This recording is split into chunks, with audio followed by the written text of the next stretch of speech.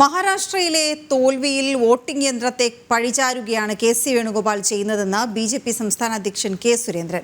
Urban നക്സലുകളെ കൂട്ടുപിടിച്ച് ഭരണഘടനയെ അട്ടിമറിക്കാനാണ് കോൺഗ്രസും കമ്മ്യൂണിസ്റ്റും ശ്രമിക്കുന്നതെന്നും സുരേന്ദ്രൻ പറഞ്ഞു.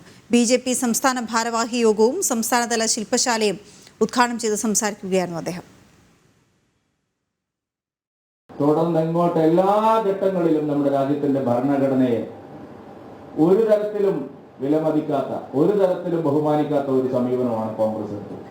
ഭരണഘടനയെ മാത്രമല്ല, എല്ലാ ഭരണഘടനാ സ്ഥാപനങ്ങളെയും കോൺഗ്രസ് ഇല്ലാതാക്കാൻ ശ്രമിക്കുന്നു. കോൺഗ്രസ് പാർട്ടി പാർലമെന്റിനെ തന്നെ എങ്ങനെയാണ് ജനങ്ങളിൽ നിന്ന് ഇത്രയും ഭീകരമായ തിരിച്ചടികൾ കിട്ടുമ്പോഴും പാർലമെന്റുകൾ സ്തംഭിപ്പിക്കുക, നിയമനിർമ്മാണ പ്രക്രിയകളെ തടസ്സപ്പെടുത്തുക, ജനാധിപത്യ വിരുദ്ധമായ മാർഗങ്ങളിലൂടെ പാർലമെന്റിനെ ഉപയോഗിക്കുക തുടങ്ങി നിരവധി കാര്യങ്ങൾ.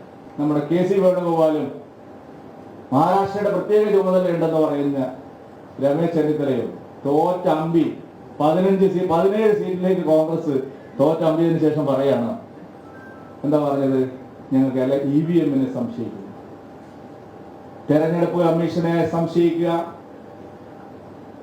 ഇലക്ട്രോണിക് വോട്ടിംഗ് മെഷീൻ ടാമ്പർ ചെയ്യപ്പെടുന്നു എന്നുള്ള കള്ള പ്രചാരണം നടത്തുക, തെരഞ്ഞെടുപ്പിൽ കൃത്രിമമായ മാർഗങ്ങൾ ഉപയോഗിക്കുക, രാജ്യദ്രോഹ ശക്തികളെ തെരഞ്ഞെടുപ്പിൽ വിജയിക്കാൻ കൂട്ടുപിടിക്കുക, സുപ്രീം കോടതിയിൽ വരെ സമരം നടത്താൻ കോൺഗ്രസ് ആളെ അയച്ചു.